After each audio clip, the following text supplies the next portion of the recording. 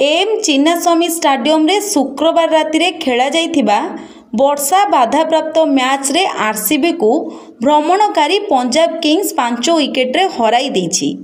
वर्षा पाई match को 14 over विशिष्ट करा जाइथिबा बेले पंजाब किंग्स रो बोलर माने रजत पट्टीदार को दल को मात्र 95 रन रे रोकी देइथिले। पंजाब रो पेस और स्पिन आक्रमण को खेली न पारी शक्तिशाली बैटिंग लाइन रखिथिबा आरसीबी को Virat Kohli, Phil Salt, Liam Livingstone, Krunal Pandya, Jitesh Sharma प्रमुख तलमुहा करथिले।